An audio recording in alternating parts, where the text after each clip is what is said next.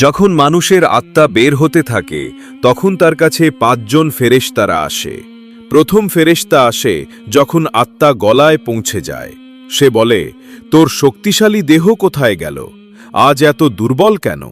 যখন আত্মা সম্পূর্ণ বের হয়ে যায় তখন দ্বিতীয় ফেরেশতা এসে বলে, তুই যে ধনসম্পদ জমিয়েছিলি আজ সেগুলো কোথায়?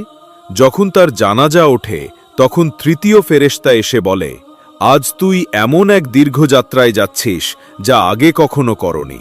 তুই এমন এক সংকীর্ণ ঘরে প্রবেশ করছিস যেখানে শোবারও যথেষ্ট জায়গা নেই। যখন কবরের মধ্যে নামানো হয় তখন চতুর্থ ফেরেশতা বলে, কাল পর্যন্ত তুই মাটির ওপর হাঁটতিস, আজ তুই মাটির নিচে শুয়ে আছিস। কাল পর্যন্ত হাসতিস, আজ কাঁদছিস। কাল পর্যন্ত মানুষ তোর সঙ্গে ছিল, আজ তুই একা পড়ে আছিস। আর যখন কবরের ওপর মাটি ঢেকে সবাই চলে যায় তখন পঞ্চম ফেরেশতা বলে, তোর কাছের সবাই তোর কাছ থেকে দূরে চলে গেছে, তারা থাকলেও কোনো উপকার হতো না। আজ তোর জন্য হয় জান্নাতের সুসংবাদ, নয়তো জাহান্নামের আযাব নির্ধারিত।